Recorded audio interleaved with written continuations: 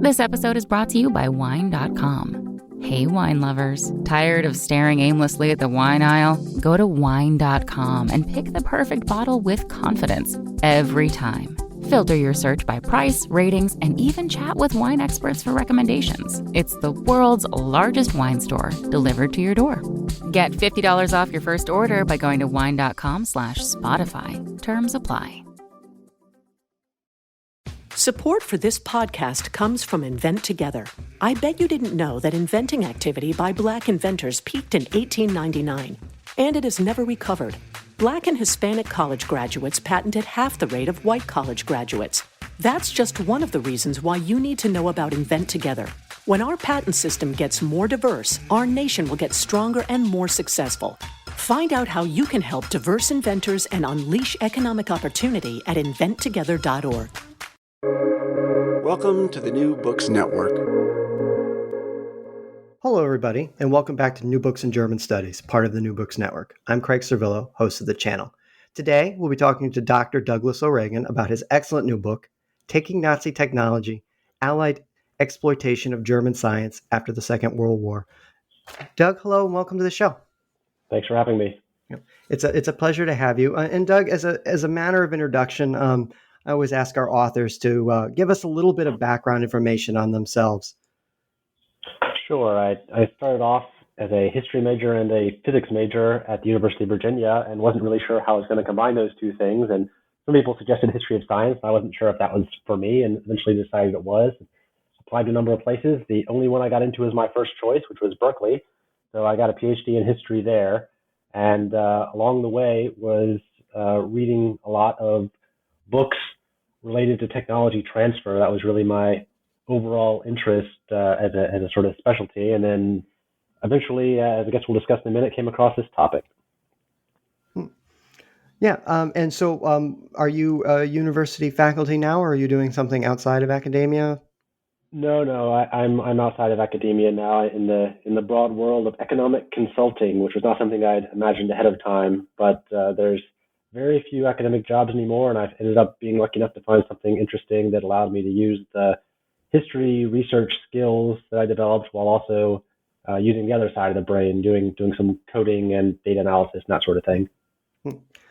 So let's turn to your specific book. What's the origin story of this book? How did you come? You mentioned you're interested in technology and you have a background in physics, but why specifically this area of history, and sort of after World War II, and why Nazi technology? Yeah, so there's sort of the thematic answer and the real answer. The real answer is that I found a really interesting book on the topic, and I was really curious about what hadn't been answered about that. Which, if you look at the books on this, you mostly see people talking about Project Paperclip. Werner von Braun has a really famous case study, which is an important but kind of small time program to bring German scientists to the United States. It's been written about by a lot of journalists, each of whom sort of rediscovers it as this big new expose. More recently, one or two historians have done a good job of it. Brian Krim, as I think we discussed before this, wrote a good book on Project Paperclip. But I was interested in not just the American side, also what was going on around the world, because it wasn't just America involved in this. There were British people interested in taking German science, French, and the Soviet Union as well, of course, was interested in German science technology. And if you look at the research on the Soviet atomic bomb, for example, there's a huge debate going back for a long time about exactly how important was the German science program taken into the Soviet Union in developing the Soviet atomic program. So I wanted to compare what was different and what was similar across all of these programs to take German science and technology, considering they were all allied. They all had a lot of the same advantages of being able to be inside Germany with the backing of an army. Germans weren't really much of a position to resist anything the Allies wanted. But all these countries had very different circumstances coming out of the war. When the Soviet Union had been totally crushed economically, huge population loss. Also, we're still undergoing, obviously, all of the restructuring of the early Stalinist era. America came out of it an economic powerhouse, didn't necessarily have the same needs as Britain, who were now in huge debt, or France, who had been crushed in a different way. So I wanted to see what was different, what was similar across these different countries. Yeah, I think that's going to be one of the exciting things for our listeners about this book. I'm sure many of them have read some of the other books that you mentioned and are familiar with sort of the American exploitation of German technology, but I think they're going to be less familiar with the other parts of your book, which were really interesting. And we're gonna take each country one by one. Your book is sort of nicely organized, so it's a good way to do this. But we'll start with the first chapter about the Americans. So let's talk about the overall American program of exploitation of German technology. And you sort of hinted at it in your last answer, but just tell us a little bit how your approach on this topic is a little different than other books that have been written. Yeah, so a lot of the books that have been written about this are approaching it from a question that's important, but not really a key part of my book, which is sort of the ethics and morals of should people use scientists and science that was developed during the Nazi era? Should former Nazi party members be allowed into other countries to be involved in their scientific programs, given obviously the heinous moral backing of the Nazi state? That's an interesting question. Should Werner von Braun have been brought in along with this team? Should Nazis have been allowed in other places? And to be clear, there were a lot of people who were brought in through these programs who were Nazi party members. Some of them very clearly were involved in research facilities where they would have benefited from, witnessed, slavery, people being taken into slavery, being abused, being tortured to death as part of the technology development, as part of the chemical industry, as part of developing the V2 missiles. So there are some real moral questions here, but those were not the primary thing that I was looking at. I was really interested in what worked and what didn't when it came to taking technology. And when you come to that, you start looking at what technologies did America try to get and what technologies worked or didn't work in terms of bringing them to America. And this was a much, much broader set of programs than the V2 missiles that you hear the most about or the jet engines that you sometimes hear about. Virtually every industry in America sent teams over to Germany to try to take German science and technology. And there was widespread enthusiasm for this. When the Commerce Department eventually took over this, there were a number of different programs involved here. I'm just going to take a shortcut and say when the Commerce Department sent out a call to industry to see who was interested in sending their people over to Germany to find out about German technology, they got answers from all kinds of places, from chemicals, from manufacturing of various types, from forestry, agriculture, really any industry you can think of wanted to know what was going on in German technology because it was known as the best in the world. It had this reputation as being really, really strong scientifically, technologically. And so a huge amount of people went over there. So previously, when you look at books like John Gimble is a historian who wrote a great book about this topic, the American side of this. He looks at all these things that people sent over, how happy a couple people were about the things they found, sort of extrapolates from there these huge, huge gains that America got. But when I started looking more closely at the records of the people who went over there, the records of the different institutions who tried to send people over there, what you saw far more often was people really excited to go to Germany, getting there on the ground, looking through the documents, talking to the people, and sending back reports more like, well, this is neat. I'm sure in other fields they're going to get all kinds of value from this. In my field, what America was doing was actually as good as what Germany's doing or better. And you see that over and over and over again. People realizing that actually Germany's huge reputation for being so amazing had kind of been eclipsed by American advances before the war and during the war. And now America was really the industrial leaders in the world, not just in terms of they still existed as compared to the German industry, which had been pounded in the ground by bombs, but also technologically, American industry really was great. And so this, I argue, really shifts American thinking in the post-war years into being an exporter of technology, exporter of technological ideas and way of doing things, and using that as a diplomatic lever to get other countries to support America by offering to help them with their technology. Why do you think this fact has been largely ignored? As you mentioned, it's when we talk about the taking of German technology, we often, we hype it up. We got all this stuff, the jet engine, the V2 rocket. Why do you think scholarship has been slow to really adopt your point of view that, maybe, okay, we didn't get so much out of it? I mean, it's a sexier story if you're getting all these big, huge, secret, forbidden technologies from the Nazis, and they're the driving force behind American industry, and we can attribute all of our NASA success to the Germans. And that's a fun story. I think if you look in the historical scholarship, that's not the dominant story among specialists, but it is a very gripping story. And in some ways, it makes the story of the moral side of it even worse. You brought all these Nazi folks over. To be clear, not all these German scientists were meaningfully Nazis, but some were. And some people who were brought over were involved in real atrocities. It actually makes the moral case stronger and worse that we brought them over for little gain than it does if it's this deal with the devil. But I think the deal with the devil is an easier story to sell. So let's talk a little bit now about the British. How were the British not only different? How were their goals different? What they were trying to appropriate different, but also how did they both work with us and sort of maybe against us at the same time in trying to appropriate some of these technologies for themselves?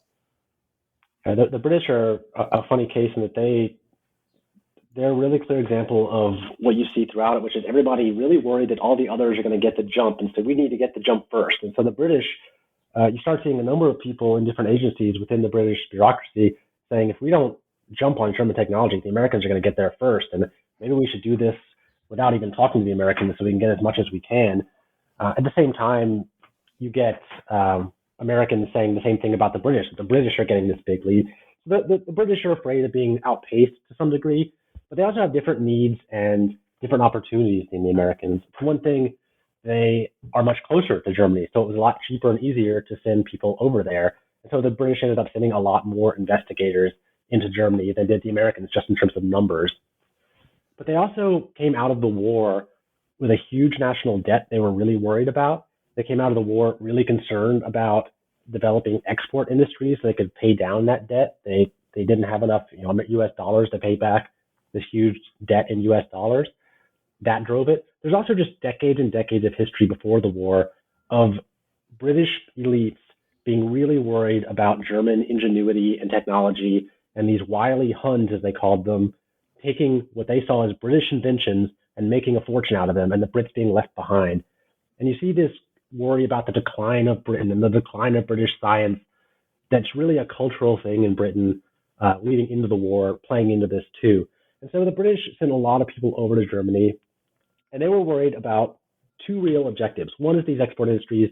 Two is staying on the good side of the Americans, because they saw in the post-war years they were going to need America if they were going to have a place in the world and stay safe from new threats such as the Soviet Union. And balancing those two didn't really work. They wanted the German industry desperately in a lot of ways, but as they sent their investigators over, they kept getting reports back that they weren't able to get what they really needed. They could get any documents they wanted, but what they couldn't capture was all of the human elements of the technology that it takes to translate textbook knowledge, written down knowledge into actually being able to do a thing. There's the difference between being able to have a user's manual for your dry cleaner or watching a YouTube video for how to repair your dry cleaner.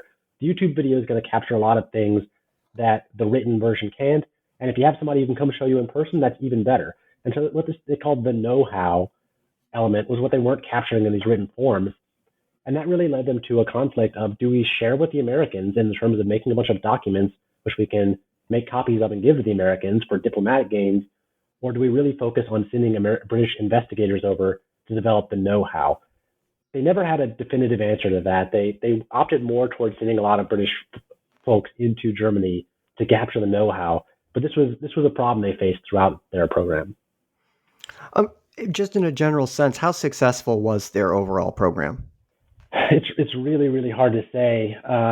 They certainly sent a lot more people over, and I suspect that had a lot to do with capturing a lot of.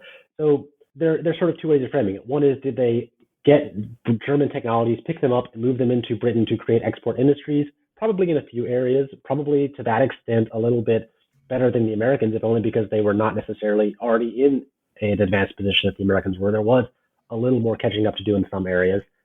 At the same time, there's also the question of value in the sense of developing ties with Germany in the post-war years. What I really argue America got out of this was that they knew what the German companies were capable of doing and were able to work with them in multinational industrial collaborations in the post-war years to everybody's benefit. I think the British got that to an even greater extent than the Americans did. So I think they gained a lot in that sense as well, more so even than sort of the picking up German science and exploiting it in that sense. And so now we have a different case, the French, who had an entirely different set of concerns than the sort of the Anglo-American alliance. How is the French approach different from the other two? And sort of how was their program or their desire to expropriate technology more sort of couched, or not couched, but connected to diplomatic concerns? Yeah, to understand the French case, you really have to understand that France was defeated early in the war, was occupied by Germany, and there were resistance efforts to the Germans, but they were much smaller than in the post-war years France would really like to have been true. And so you had a real struggle within France once France was free, and even as sort of the Free France movement, who technically collaborated with the other countries during the war. Not just technically collaborated, but were still sort of the junior partner in the big alliance during the war. Who was going to lead France after the war, and how could France reestablish itself as an honorable, prestigious power? And science was one of the big answers to that. There's a great book on how the French, by Gabriel Hecht, on how the French scientific establishment really pushed nuclear power in the post-war years, more like the 60s, 70s onward, but in order to establish France as a leader in international science again. And I think even earlier than that, the French were really concerned with rebuilding their scientific capabilities, but at the same time doing it in a way that wouldn't leave France still sort of in the debt to Germany in the same sense. And so they were concerned with being on the good side of the Americans and the Brits, but the Americans and the Brits generally didn't trust the French. They thought the French were conniving and secretive and weren't really going to cooperate. So while the French were continually reaching out to the Americans and the British to get them to collaborate on some form of exploitation of German science and technology, the Americans and the Brits kind of kept them on the outside. And at the same time, people within France were worried that if they took a bunch of Germans, brought them into France, and dumped them into their own research establishments, one, that wouldn't really work, because the French felt that if you took somebody out of their context, took a scientist and dumped them into a new country, they wouldn't be very productive. There's a sense in the discussion about these French programs that a scientist is sort of part of a community, a research establishment, almost like in winemaking, there's the terroir, the ground around the wine is part of the taste and the flavor. There's almost that sense when it comes to science in this French discussion. And so you're worried that the Germans aren't going to do very good work. And you're also worried that if you send young French students to study with the Germans, to get their technology that way, their science that way, the students will become too corrupted by the German way and won't really be French scientists anymore.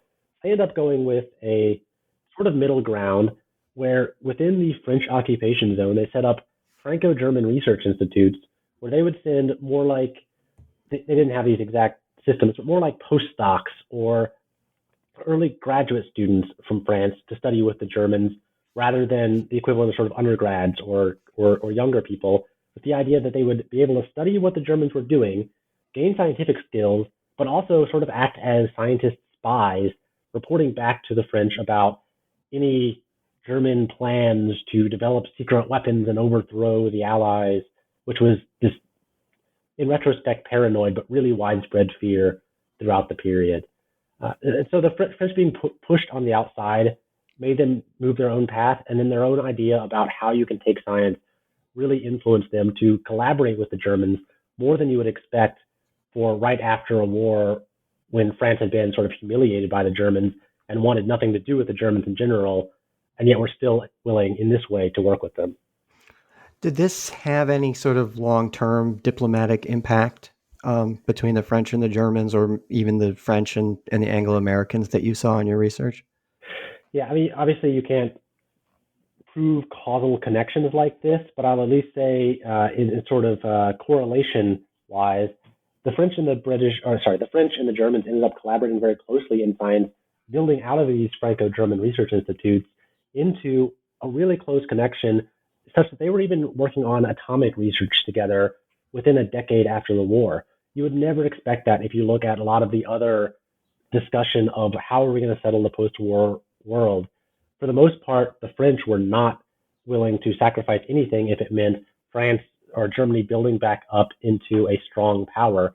And yet, at least in the realm of science, and then increasingly from science into other fields, you start seeing the French and the Germans pulling together, and not that many years later, developing the core of what would eventually become the European Union. So I think this scientific story really did help knit together science. Science helped knit together the diplomacy of Western Europe in the same way that, and at the same time, that national security was doing the same thing as people were afraid of the Soviet Union. You're the hiring expert for your company, and what you really need is help making your short list of quality candidates. You need a hiring partner who helps make your life easier. You need Indeed. Indeed is the job site that makes hiring as easy as 1, 2, 3. Post, screen, and interview, all on Indeed. Get your quality shortlist of candidates whose resumes on Indeed match your job description faster. Only pay for the candidates that meet must-have qualifications, and schedule the complete video interviews in your Indeed dashboard. Indeed makes connecting with and hiring the right talent fast and easy, with tools like Indeed Instant Match, giving you quality candidates whose resume on Indeed fits your job description immediately, and Indeed skill tests that on average reduce hiring time by 27%. You can choose from more than 130 skills tests, then add your must-have requirements so you only pay for applications that meet them. According to Talent Nest, Indeed delivers 4 times more hires than all other job sites combined. If you're hiring, you need Indeed. Get started right now with a free $75 sponsored job credit to upgrade your job post at Indeed.com/NBN. Get a $75 credit at Indeed.com/NBN. Indeed.com/NBN. Offer valid through June 30th. Terms and conditions apply. Are you good with people? Maybe you're organized or have a knack for numbers. Well, then chances are you've got skills that could lead to a new career. A Google Career Certificate can help you get a foot in the door with top employers in fast-growing fields like IT support, project management, data analytics, and user experience design. It's professional-level training developed and taught by Google employees, and it's all online so you can learn around your schedule. Put your skills to work. Go to grow.google/certificates. Now, I think it's a good time to transition into talking about the Soviet Union, and I'm going to butcher the Russian if I try to say it. So would I. Okay. I took a number of years of Russian, but my pronunciation is not great. Yeah, and yeah, it's very difficult. So, let's just talk about the overall operation that the Russians employed to appropriate German technology, because it's obviously, and your book makes this very clear, very different than the other 3 powers that we've discussed. So let's just start there with their overall way of doing things. Yeah, so they are very different, and at the same time, maybe less different than the Allied powers would like to imagine that they were, because the Soviet exploitation of these German scientists came a lot later, in a sense, than the American and the British ones did, and to some degree the French. The Americans and the Brits really sent in investigators as the war was ending, as the armies were moving into the Western Front, as they were pushing the German armies back. There were what were called T-forces, who were specialized units whose job it was to race at the front lines, sometimes ahead of the front lines, worried that the Germans were going to burn down, say, a university library or a big chemical plant or other things that the Americans and the Brits wanted. These T-forces were to go ahead of things and secure them so that Germans couldn't sabotage them, and that the American armies or the British armies didn't destroy them along their path. And so all of this American exploitation, British exploitation, really took place right around the end of the war, during this early occupation phase, and then started getting phased out as it became clear that the Germans were going to not just be zones of occupation, and that there wasn't going to be a united Germany in the near term. There was going to be an East Germany and a West Germany. The Soviets came at it a little more slowly, and their real big grab for German scientists was October 1946.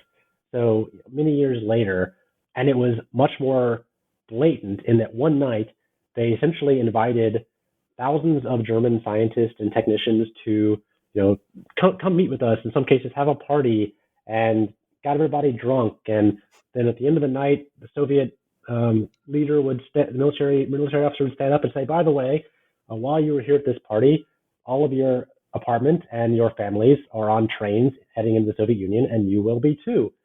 So head on out to these trains, and we'll see you in a couple of years. And these German scientists were shipped deep into the Soviet Union, where they were set up in research establishments and occasionally given research tasks to pursue. And some of these were involved in the Soviet space program. Some of them were involved in the atomic bomb program in the Soviet Union to some degree. And some were involved in other fields. But that was this really blatant, and to scientists in West Germany, a really scary illustration of Soviet power that was all across the headlines. And the West really used this as a propaganda win. So there was this really blatant and dramatic one-day thing that contrasts with the sort of slower story of sending investigators from the West. At the same time, there are some similarities. I'll go into one quick thing here, which is that in the years after that, the Soviets did end up with something not that different than what I described as the French program, which is they set up these research institutes run by Soviets in East Germany that were attempting to do this sort of same technology transfer in the slow way by having Soviet people shadow East German technical specialists and bring their technology in that way. I was going to ask if the Soviets had any particular priorities in terms of the types of technology. I mean, you mentioned the atomic bomb and so on, but did they have priorities, or were they just trying to get everything that they could get?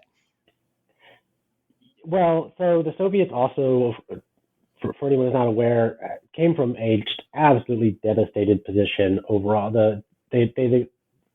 Most of the Soviet Union had dealt with the Nazi invasion and then the Soviet counter push, both of which were to some degree scorched earth affairs, and massive, massive loss of life, unbelievable loss of what small amount of industry there was before the war.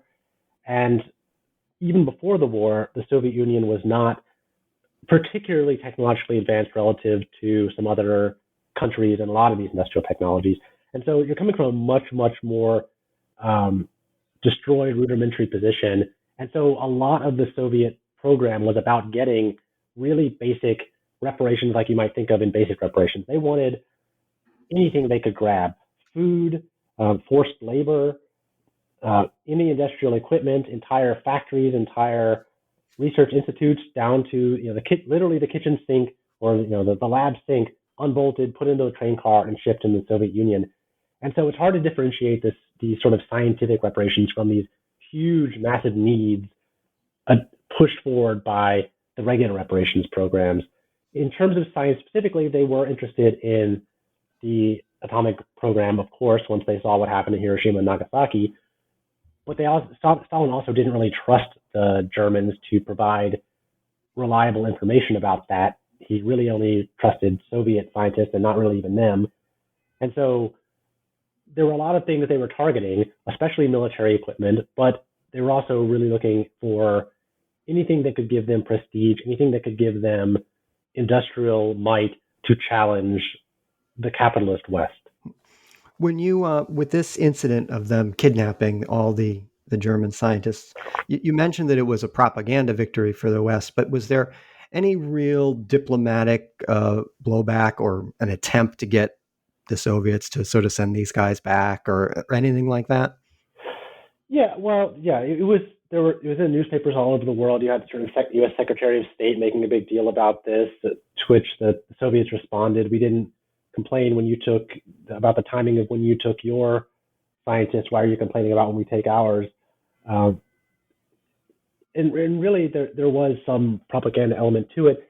There was also this was also tied to a period when people were becoming more aware of what life was like in the Soviet Union in general.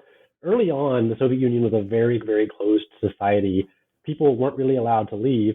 And so a lot of people in the West, including intellectual elites in science and other areas, were oftentimes very willing to buy into the Soviet dream, equality, anti-racism, a lot of these things that were being advertised as the Soviet way of life, the quick progress, were really captivating to people. And as far as they knew, they were actually being achieved to some degree. And that only slowly started getting chipped away over time. And only slowly did people become more aware of Stalin's purges and starvation and these sorts of things happening in the early Soviet or in post-war Soviet Union. And so this is also a period when scientists previously, some scientists have been very willing to go to the Soviet Union right after the war because they thought this was, one, intellectually a great thing, the whole idea of communism, and two, the Soviets seemed like they'd offer a good pay. So for a while, there was a voluntary flow in the Soviet Union. This was really something that scared people who might have otherwise been willing to consider working with the Soviet Union, maybe immigrating there, and made them realize that maybe this was not a place to go. And this wasn't the first or the only indication, but it was a really public one. So long term, I think this also was just one more damaging thing when it came to Soviet ability to draw in intellectual minds, intellectual people, science, technology in other ways. In a general way, as the Cold War sort of set in, how did it, if it did, change any of the approaches of the four countries? Did it make them more apt to try to get more science? Did they abandon it for other concerns?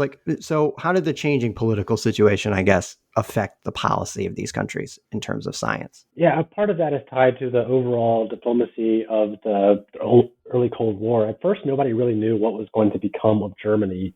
Everyone eventually had occupation zones, but initially, I don't think really anyone envisioned an East Germany and a West Germany surviving in any kind of long term. It was just a temporary measure. And everyone sort of imagined there'd be another Germany. And there was this big question of what was Germany going to look like. There was, some people argued we should just pound it into the ground so it's an agricultural society, no more industry whatsoever. If you were arguing that path, then maybe you wanted to do your exploitation fairly quickly. Others argued we should build back up Germany as, in the West as a capitalist safeguard against the East. From the Soviet Union, maybe as East Germany become a vanguard to keep away the capitalist incursion on them. If you're looking at it in that way, if you're actually envisioning staying there long term or having long term ties with Germany, you can look at these longer term programs. So as the Soviets, once East Germany was going to become a long term thing, started setting up these longer term mechanisms of using German technology and innovation and German minds through these long term research institutes. In the West, it's more like, as I said, the Americans figuring out at a business level, who can I work with in capitalist West Germany who can produce our goods, and we can learn from them through these sort of more traditional long-term business alliances. So at the broad scale, there's a shift in that way. There's also a worry increasingly in the West about this propaganda side of things. We should hurry up and finish up our exploitation and get out, because this is going to look more and more like what the Soviets are accusing us of, which is exploitation and taking over and taking the goods from Germany. It's going to look like something we don't want to look like. And so hurry up, get out as fast as you can. So that was really a lot of the pressure on finishing up these programs from the Americans and the Brits, was let's get Germany back on its feet, which means stop stealing their ideas, as they felt. And also, let's not look bad in front of the Soviets. Let's talk about some of your later chapters now, which are a little bit more narrow in their focus. I was very fascinated by your sort of practical elements chapter, where you talk about the moving around of all of this information and material and how this was done. You just give us a little explanation of this and maybe connect it to the larger story that you're telling. And that was a chapter I had no intention or idea about writing when I started this project. It was something that just came out purely in the research, which is that people went in thinking really across these nations, primarily in the West, So they were really going to be able to capture everything in Germany in written format. And part of the idea behind that is the same kind of technological utopianism we see today sometimes around information technology, that in 5 years computers will be able to teach anything to anyone, and all this information will be free, and all this information will be infinitely accessible through the internet, and you'll be able to teach yourself anything. The schools will be obsolete. And you see this sort of overexcited language more 15 years ago than today. But that kind of enthusiasm was happening at the time around a technology that today seems kind of old-fashioned, which is microfilm. Anyone who's worked with microfilm knows it's kind of a pain in the butt to work with. But at the time, it was a massively important technology, because suddenly you could capture an entire library's worth of books in microfilms that fit within 2 or 3 suitcases. That kind of potential was really, really gripping. And so leading into the war, there had been decades of people imagining that we would have a bibliography or an index, the bibliography, the index that has all of human knowledge captured in it. And that sort of enthusiasm spread through the library community around the world. And there's a whole movement called the documentarian movement who were trying to do that. But they were running up against the problem that science was exponentially growing, and it had been exponentially growing for a long time. And it was getting less and less possible for even a specialist in, let's say, particle physics to keep up with all the developments in particle physics, much less all the developments in physics, much less all the developments in science. And so you start having this conflict between exponential increase in information and the desire to master all information through technology and bibliography and organization really drove a lot of why people thought they were going to be able to take everything out of Germany, and also the problems they ran up against over and over again. It turns out, even if you have the best technology in the world and you're able to make all the photocopies you want, put all the information you want on Wikipedia, that's not the same thing as people actually digesting and reading and understanding and learning that information, and it actually being useful to anybody. And that's really what's at the heart of this thing the British were talking about, of not being able to capture the know-how element, no matter how well they were able to write these reports, no matter how many documents they're able to capture. And so people on the ground kept running up against this massive, massive amount of information that, yes, they could in theory capture in microfilm, but then what? Then you can ship it back to your home country. You can make copies of the microfilm. That's easy enough, though not free, as people might want to imagine that it would be. But then what? A huge amount of this microfilm ended up in untranslated, still in German, probably never even examined in the first place, sitting in archives where it sort of just might still be today to some degree, especially in America. But in general, a huge amount of information was gathered, but gathering information is not the same thing as understanding or knowing or using information. And that's where all this enthusiasm around microfilm, to some degree, probably undermined what people could have gotten out of these exploitation programs if they'd gone in from the start realizing we're not going to be able to capture it fully in this way. Let's really focus on the key things that we need and sending the people over who need to know this information and can teach it personally back home. Yeah, I think I was struck by this chapter, just one, as you mentioned, the microfilm sort of enthusiasm. Everybody who works with microfilm, as you said, now knows that it can be horrible to work with.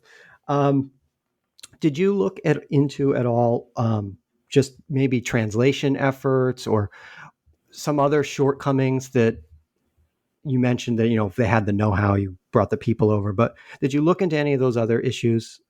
I guess translation primarily. Yeah, there's a fun story here that Michael Gordon is really the historian, who's the key expert at this, but leading into the war, especially leading in the First World War, but to some degree by the Second World War too, German science, I said, was really, really highly esteemed throughout the world. Everyone thought of it as the best. The best research was going on to a large degree in these German journals, and people who wanted to become a scientist, whether or not they went to study in Germany, as an awful lot of the top researchers did, would at least need to know German. Being bilingual or more than bilingual and knowing German was almost a requirement of being a high-level scientist leading into the Second World War.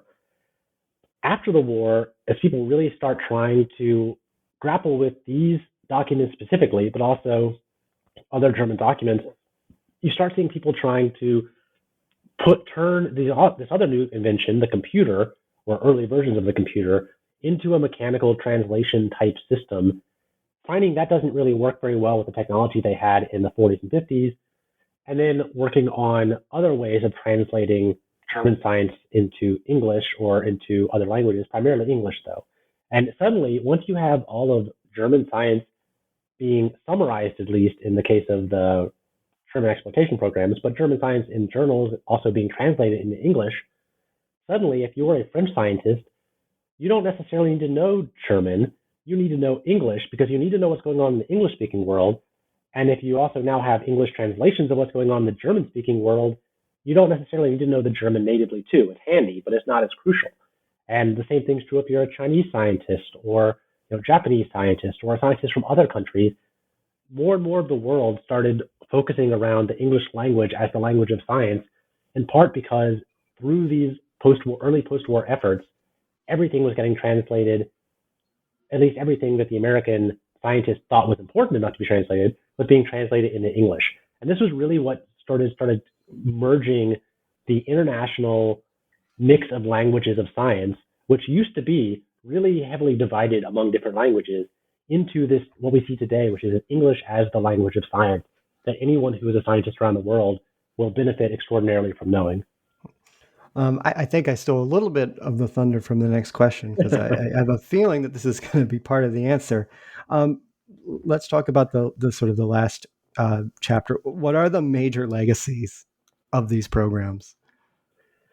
Yeah, so that's one of them, but I think maybe not the most important. I think at the holistic level, the other thing I didn't come into this book planning to write about, but kept seeing again and again and again, is what I've described as this know-how factor. And that wasn't just a British story. That was something the Americans were describing. It's something the British were describing. I said it's something the French were sort of planning around to start with. And in the post-war years, that actually became a really big deal in the world of business and contract law that then developed into what today we call trade secrets, which is this intellectual property right that's sort of like, related to patents, but patents are something that you've written down on paper and you have a monopoly to this knowledge, and someone else figuring out how to use the technology, they're not allowed to as long as you have a patent on it. Trade secrets, on the other hand, today are, I know how to do this thing. I'm going to keep it secret. Maybe I know how to mix these dyes together to get this new color. Maybe I couldn't get a patent on it. But if I do put a patent on it, that patent's going to expire someday and other people are going to be able to do that. And I've written down how to do it. If I don't tell anybody, I can keep it a trade secret forever within some limits. And that's a big part of law today. And so you see all these tech companies worried about their key engineer going from Uber to some automated car company or something like that. The worry about technology moving from place to place through people. That to some degree is a legacy of this worry about know-how, which then ended up being, in the early post-war years, the growth of what were called know-how contracts that got attached to technology sharing agreements in general. If a company in Germany and a company in the United States wanted to collaborate, before the war, they might have just said, we're going to buy you out, we're going to send our people over, they're going to manufacture it in your country. Now, after the war, you start seeing people having know-how contracts where I'm going to send a few of my people over to train yours, and you're going to send a few of your people over to my company, and they're going to shadow our guys, and we're going to share our technology through these in-person contacts in a way that hadn't really been done before. Just maybe you have a patent sharing agreement too, maybe you don't even bother, because patents were not seen as important as this know-how component that really wasn't talked about until the 50s in this way, and really became a big part of international business. I think that's, again, you can never tell a story and say this is, cause A led to effect B when it comes to these big overarching things. But I think there's a strong case that these programs that really came to focus on the know-how component really changed the way that businesses tried to share technology in the post-war years. And tied to that, the diplomatic world of technical assistance, as we're going to go teach these other countries how to develop crops better or to develop their industries so they can become a stronger capitalist ally or socialist ally. That those technical assistance programs that were a huge part of the Cold War and developing these Cold War alliances were also very heavily influenced by the idea that we can't just send you a bunch of blueprints and have you develop this. We really need to send our people in as what were sometimes called technical missionaries to convert you to our technology and our way of organizing the business world around the technology. I think those are both huge legacies. They weren't solely caused by these, but I think they were a big influence on changing the way that technology transfer was done and used by countries in the post-war years. Yeah, I think this is one of the things I really liked about this book is that, and you've mentioned a couple times now, cause A doesn't always result in effect. But you demonstrate really well that how these programs, these exploitation programs, they impacted a lot of different areas of diplomacy and military and technology growth throughout Europe and the world for decades after. And this is something that may not have been talked about a lot in some of these other books about these kinds of programs that are much more interested in the story. And not necessarily in the long-term impacts of these programs. And I think that's one of the things about your book that's really interesting, something to think about, So as a way to close discussion of your book, I always like to ask the author to tell us one or two things that they would like listeners of the podcast and hopefully readers of the book to take with them, to keep with them, to sort of remember down the road, just one or two key things. Sure. I think the first thing on sort of the really key topic of taking Nazi technology per se would be that these are much bigger than just Project Paperclip. Paperclip's important enough. It's an interesting story, but people tell it as Americans did this thing and that was sort of it. It was much broader within America and it was an international story. It wasn't even confined to these four countries we've talked about today. Other countries were also involved and there just really haven't been as many histories done about it. Canada, for example, really tried to bring in German scientists. So did a number of other countries, both working with or trying to circumvent the Allies. So this was an international attempt of technology transfer on a scale really never seen before. And the broader lesson I'd like people to take away is this idea that technology transfer isn't as easy as writing something down. And one big application for that is take some skepticism when you hear that some big cyber hack has led to the release of 64, terabytes, petabytes, whatever of information, and that therefore the Chinese are able to do all of our military technologies as well as we can. Data is useful, information is useful in the written format, and as we get better and better sorts of technology today, like YouTube, as I said, does a better job of conveying this than the written format. But have some skepticism when you hear people stole these records, therefore they stole this technology. It's not the same thing. The written format, the data, there's a big step between having something written down and actually having someone show you how to do a thing. And having someone show you how to do a thing is generally where the technology lives in a meaningful sense. So I know that you said in your introduction that you're not working in academia; you're working outside academia, and so I always ask at the end, are you working on something else now? Any other scholarly projects, or personal projects, or business projects on the horizon for you? Yeah, it's not going as fast as it might if I were still in academia, but I'm slowly chipping away at a book on the history of industrial espionage in the United States, and that. Tied to that, next book, if I ever get to it down the line after that, would be a history of trade secrets in general.